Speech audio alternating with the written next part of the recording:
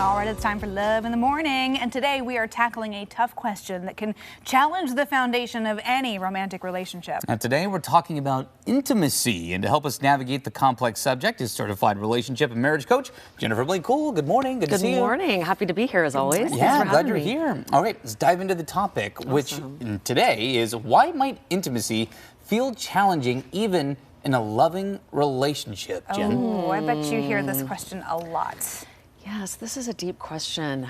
So oftentimes the barrier to intimacy is our own self-esteem. And unfortunately, this happens to so many of us where somewhere in our childhood or adult relationships, we form a core belief about ourselves where we believe that love should be difficult and turbulent and chaotic.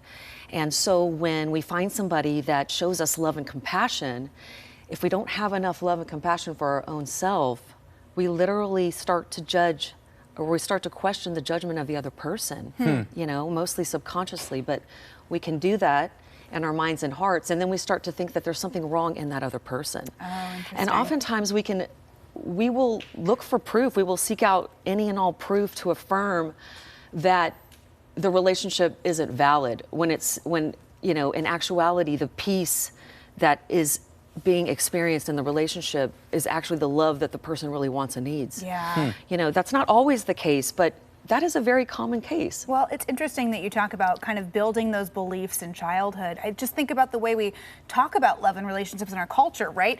Love is a battlefield. You gotta fight for love. That's right. Sparks fly when you meet someone. I mean, it doesn't always have to sound like an action movie. And I think sometimes people think— Or a Hallmark movie? Yeah, well, I think people, you know, are led to believe that if things are, you know, easy and not fiery, that something's wrong. Absolutely.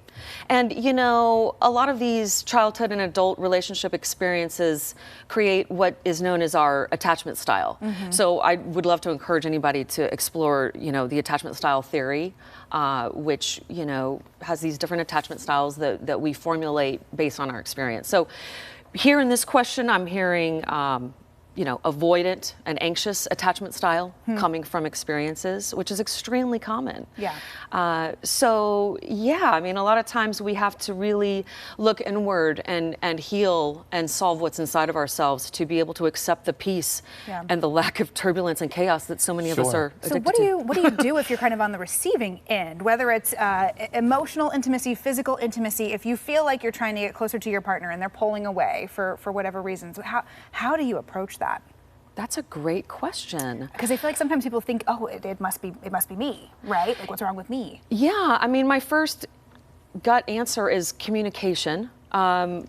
Maybe slowly over time. I think these kinds of intimate conversations need to happen within the right context, and it's not going to all happen at once. But I think being able to be open and vulnerable about how we feel and what we're thinking and what we're fearing is huge, and easier said than done. Oftentimes this is the area of our relationships which is the toughest.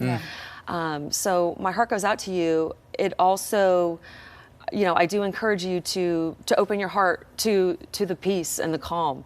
And I mean, this certainly resonates deeply with my own self. So, you know, I love this question. I think this is something that resonates with a lot of people. Well, on that exact note, what I was curious to ask you is, you know, as a relationship and marriage coach, how often are you faced with this question? How common is this for people out there? It's extremely common. And I think especially nowadays in our modern world with technology and how people are dating, how people are seeking out their partner, that also lends to a lot of uncertainty and anxiety that can pile on top of somebody's already anxious or avoidant attachment style. So not to sound cynical, I just think we live in a world with a lot of options and ways to access love. And so more than ever, we really need to turn inward and make sure that we're staying in tune with ourselves and loving ourselves first and foremost Sure. before we really try to do well in relationships. Okay, that's some good advice. Well, cheers to self-love, growth, and a Yes. happier, healthier new year. Yes. Jen, Happy holidays. That's a great question. Thank you for sending that in. That's yeah, beautiful. absolutely. Jen, thanks as always for Yeah, some great thanks for advice. having me. Happy holidays. If Happy you've got a holidays. question for Coach Jen, we want some good ones in 2025. So send us a message right now on the KOIN News AM Extra Facebook or Instagram pages. You can remain anonymous.